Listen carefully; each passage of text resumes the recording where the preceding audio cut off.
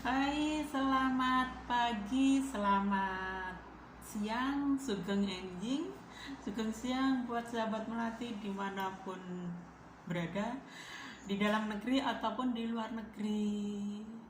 Mudah-mudahan semua sehat, tetap jaga kesehatan, jaga imun, jaga bahagianya. Semangat ya, semangat terus untuk cintai diri sendiri. Nah, kalau udah bisa cintai diri sendiri, itu nanti uh, mencintai orang lain pun juga sebagaimana mencintai diri sendiri. Itu sudah sehebat-hebatnya manusia. Bener loh.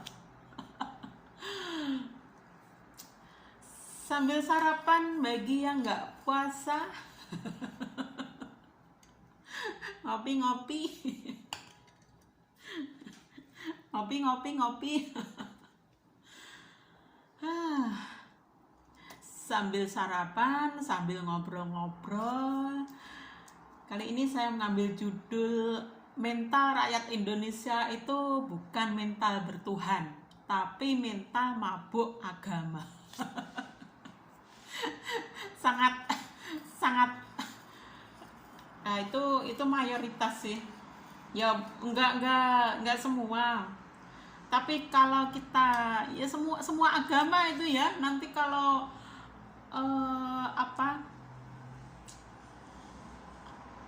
kalau model-modelnya masih sok ngelihat agama lah, sok apa lah, itu bisa dikata itu adalah udah mabuk agama.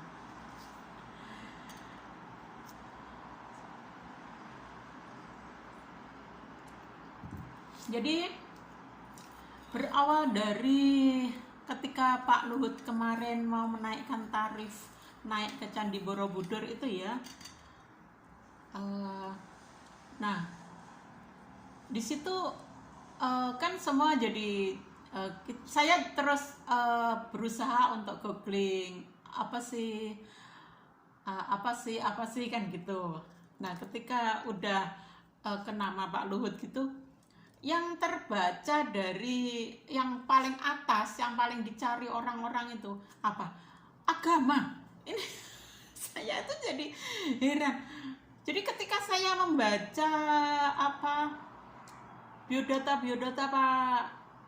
Pak Luhut gitu ya, itu kan ada ya notif orang yang mencari tentang Pak Luhut, tentang ini kan gitu ya.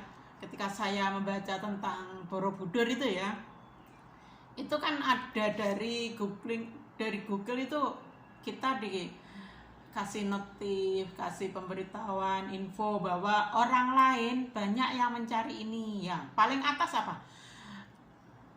Pak Luhut beragama apa? Dari sini saya sangat kaget, ya Robi, ya Tuhan, ya Gusti. Kita itu apa ya? Ini mental kita yang rusak, yang seperti itu. Kenapa kita ketika melihat seseorang itu melihat agamanya gitu, kenapa gitu loh? Jadi segala sesuatu sebetulnya nggak usah melihat apa agamanya, tapi lihatlah apa yang telah diperbuatnya. Jadi dia bagaimana? Apakah dia mencuri? Apakah dia apakah dia melakukan hal-hal yang tidak baik? Nah,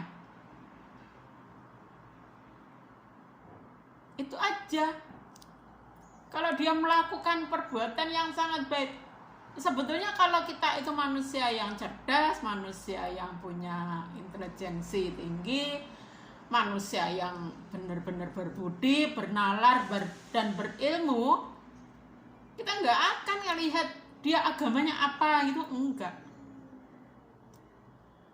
Apalagi dari kita sendiri ya, dari Gus Dur sendiri ngajak kita itu untuk teruslah berbuat baik, karena dengan berbuat baik orang nggak akan ngelihat apa agama kamu.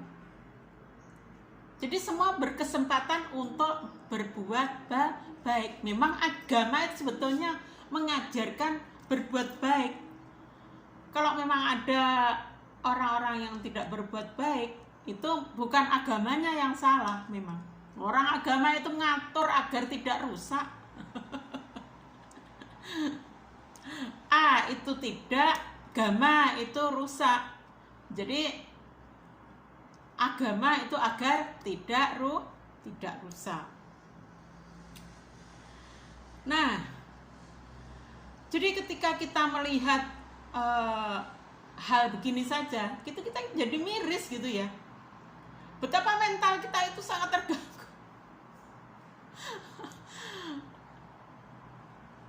Seharusnya kita udah sudahi hal-hal seperti itu, kita sudahi. Kita kalau sudah merasa beragama, ya udah lakukan aja agama kita itu, aturannya apa.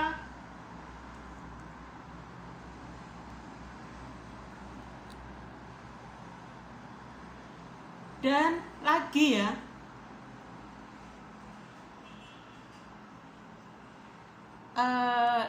dan begini, kadang orang kalau sudah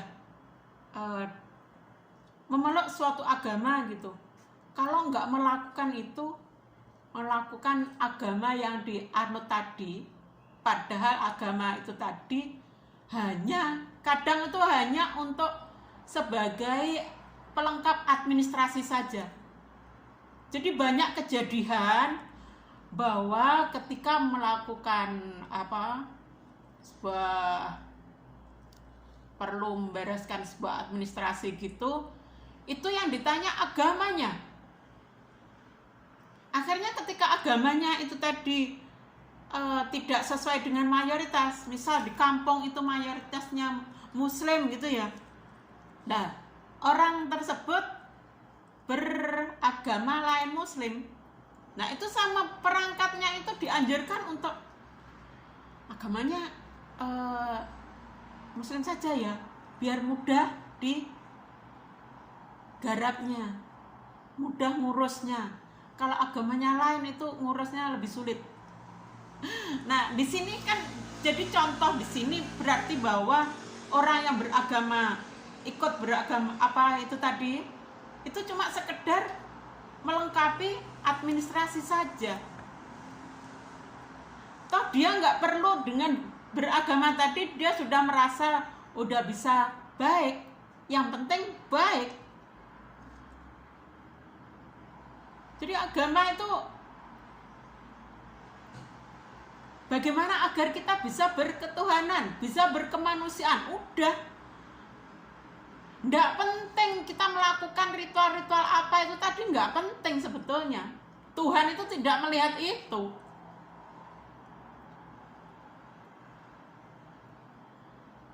Kalau ada, wah harus gini, kalau nggak gini berarti bukan golongan ini. Itu berarti orang mencari pendukung saja, bukan mengajak untuk berbuat baik, bukan mengajak untuk bertuhan yang benar, bukan untuk melakukan spiritualis yang benar, yang mana tujuannya nanti agar kita benar-benar sempurna. Kalau sudah sempurna, manusia itu nggak akan terlahir kembali ke dunia. Tapi kalau masih macam kita itu ya masih di dunia ini, berarti kita masih melakukan salah. Di masa lalu itu sukma kita itu melakukan hal salah, makanya masih dilahirkan kembali sekarang ini. Kalau kita masih melakukan hal salah lagi, nanti bisa jadi di kelahiran berikutnya kita akan jadi binatang, malah jabang bayi kan. Jadi yang penting apa? Yang penting berbuat baik. Ya memang dengan kita terus beribadah itu istilahnya mengurangi kita berbuat tidak baik tadi. Tapi ketika kita sudah beribadah tapi hati kita menghina orang lain, ya itu namanya kita ya masih ibadah kita masih kosong juga mah. Jadi gitu ya. Jadi bukan kita beribadah tadi terus Tuhan itu membuat kita, wah kamu sudah sempurna, kamu udah ahli surga. Kadang ada sutat yang bilang, wah kamu sudah betul-betul ahli surga. Itu dari mana dia tahu? Kan lucu banget gitu ya. Ada orang pede banget. Saya pernah ya mengatakan bahwa orang yang hafal Al-Quran itu adalah ahli surga. Itu aja dulu saya juga pernah bilang seperti itu. Udah invest surga. Ya secara nalar sebetulnya orang yang menghafal Al-Quran itu berarti dia nggak ada kesempatan untuk gibah orang lain. Seharusnya seperti itu. Nggak ada kesempatan untuk ngolok-ngolok orang lain, nggak ada kesempatan untuk menghina orang lain, karena dalam hatinya adalah gimana caranya agar saya hafal ini. Itu nggak beda dengan kita kerja dengan tekun, kerja dengan tanggung jawab, kerja dengan penuh dengan intinya enggak harus berkorupsi waktu, korupsi apa, enggak perlu bermaling-maling ria. Itu dia sudah melakukan suatu tindakan yang invest surga juga, pasal dia tekun melakukan itu tadi. Jadi tidak mikir gimana caranya untuk bisa maling ya, gimana agar bisa ngentet ini ya, bagaimana agar bisa ngerasani orang lainnya, menghina orang lainnya. Nah, nggak ada kesempatan. Nah, disinilah kita berarti udah invest surga juga. Jadi bukan harus membaca Al-Quran terus, bukan itu saja, gitu ya. Jadi ada dikatakan bahwa orang yang meninggal ketika melakukan perjalanan menuju kerja, ketika orang mencari nafkah lalu di perjalanan, lalu pada masa kerja meninggal, itu di Islam juga dikata mati syahid. Karena apa? Dia itu dalam rangka mencukupi kebutuhan keluarga, bertanggung jawab pada keluarga. Nah, di sini. Jadi semua itu baik gitu loh. Kalau itu tidak merugikan orang lain, kalau itu tidak merugikan diri sendiri, sudah. Jadi kita nggak perlu mabuk agama ketika ada orang lain melakukan ini. Yang dilihat agamanya apa. Jadi kalau sudah, wah dia Kristen ya, nah, sementara ya ketika kita lihat kemarin itu Pak Luhut itu Kristen gitu ya, nah, itu orang yang anti, yang fanatik, wah ancan Kristen ya gini, dia nggak ngelihat bahwa di Muslim pun orang yang bajingan itu juga banyak. Gitu loh. Jadi nggak penting agama apa, itu nggak penting gitu loh ya.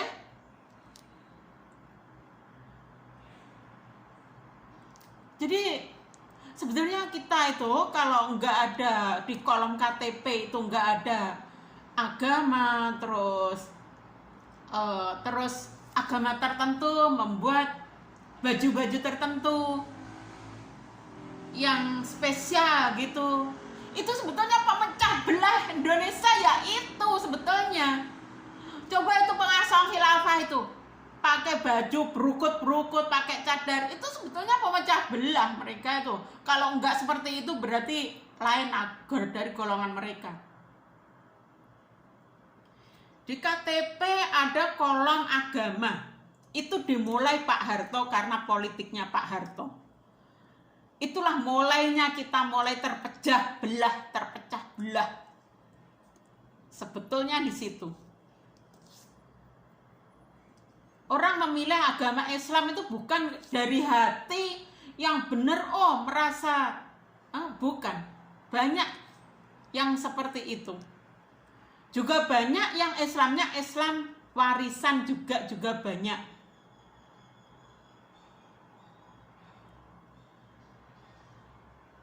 Jadi bukan berarti bahwa Islam itu mesti benar, bukan berarti gitu loh. Tetap nggak penting agama itu. Yang penting budi pekerti, nalarnya, ilmunya. Dan Nusantara sendiri sudah ngajak kita ke situ. agamanya it's okay, boleh. Yang penting berbudi, bernalar, berilmu. Sekarang ini yang kita kejar itu. Gak usah ngelihat agamanya apa sekarang. Ya.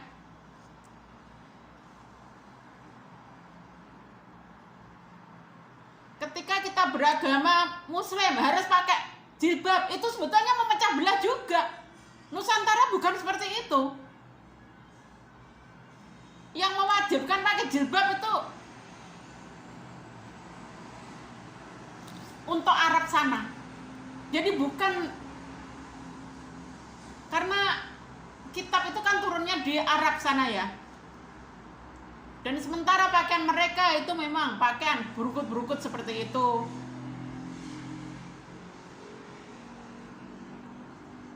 Semua Al-Quran itu, Al-Quran saya pikir juga mengajak kita untuk bukan saya pikir, yakin Kanjeng Nabi Mbah Muhammad itu ya, dalam mengajak kita jadi orang yang manusia yang sempurna, yang baik, itu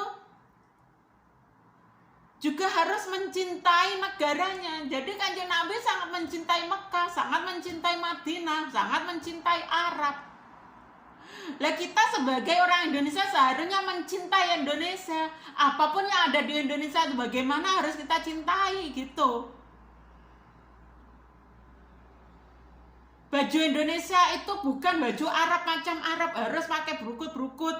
Karena mereka di Arab itu pakai berukut karena apa? Untuk menutupi debu. Kalau malam itu karena gurun ya, jadi sangat dingin, jadi harus pakai yang berukut. Apalagi pakai hitam-hitam, itu anget itu. Kalau di Indonesia negara tropis,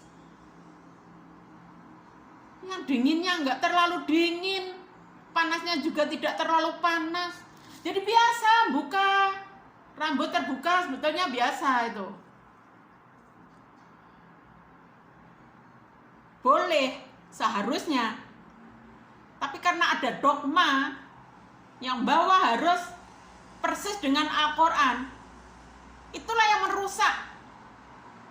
merusak Nusantara, yaitu tadi. Coba kalau semua masyarakat Indonesia itu nggak usah pakai yang membeda-bedain gitu. Cukup ketika masa ibadah saja beda, silahkan.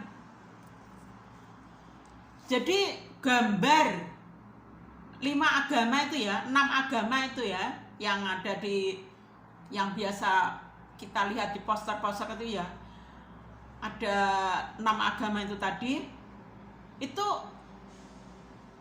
pakaian pada waktu beribadah, bukan pakaian pada waktu hari-hari.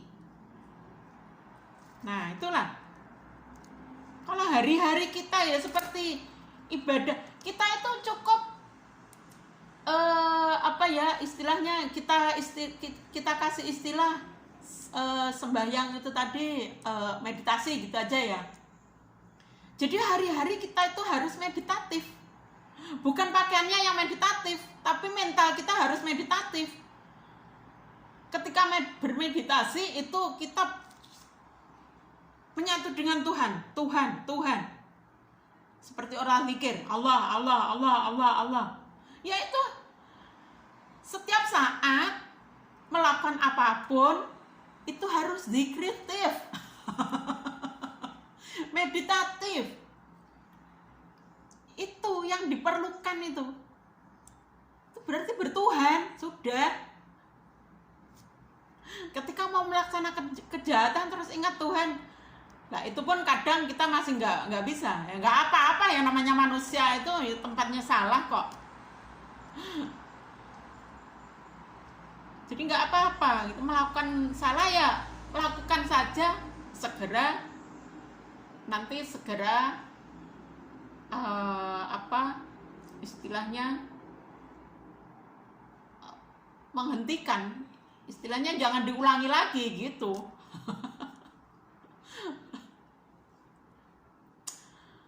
Udah lama ngocehnya. Sampai belum ngerasain kopinya.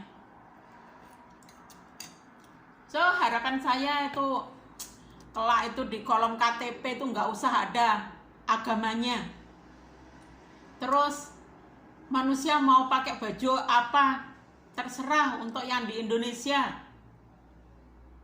Kalau nggak pakai jilbab ya nggak usah diolok-olok,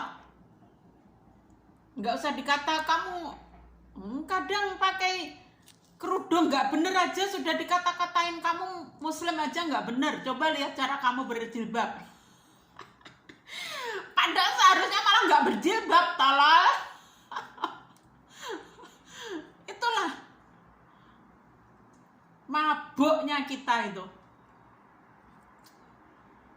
Jadi ketika di KTP itu nggak usah ada kolom agama, gimana? KTP paling kan buat untuk apa, administrasi. Ya udah, nanti ketika administrasi di misal rumah sakit gitu ya. Misal rumah sakit yang perlu halal haram itu apa saja? Ya udah, nanti makannya apa? Minta halal atau haram atau non halal, bukan haram loh ya, non halal. Itu lebih menghormati yang lain, bukan haram gitu ya, non halal. Jadi ditanya pasien ini makannya halal atau non halal, berani makan non halal atau enggak. Non halal itu juga sehat. Kalau non halal tadi tidak merugikan orang itu, berarti oke, makan saja. Kalau makanan non halal itu merugikan kita, merugikan orang lain, nah itu jangan dimakan. Itu aja. Di otak kita itu seperti itu aja gitu loh.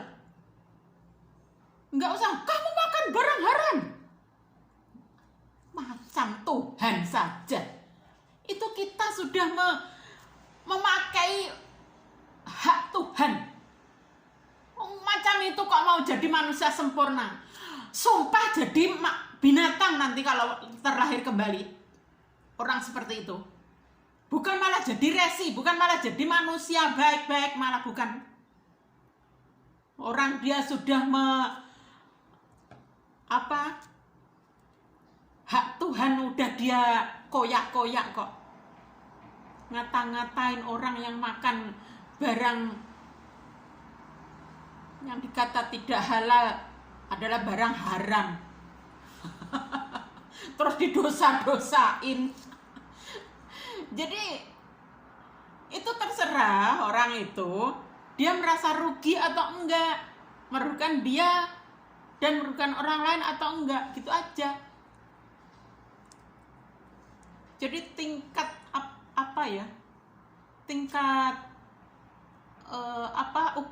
ukurannya itu merugikan diri sendiri atau enggak, itu aja.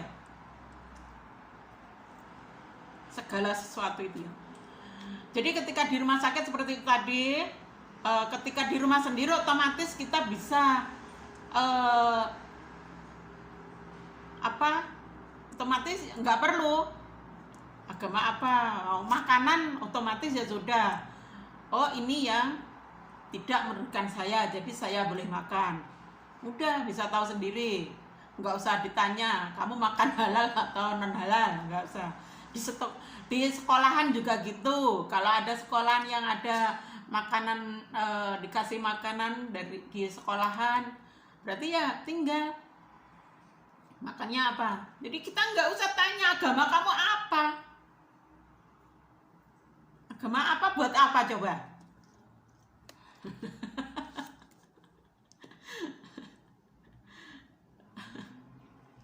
Jadi itulah ya. Semua itu kalau di Indonesia udah, yang penting bisa berpancasila. Berpancasila berarti ya itu tadi bisa. Jadi bukan itu maksud saya. Maksud saya Pancasila itu mengajak bertuhan, bukan beragama. Jadi yang mengajak beragama tadi siapa? Pak Harto itu loh. tak mau mecah belah.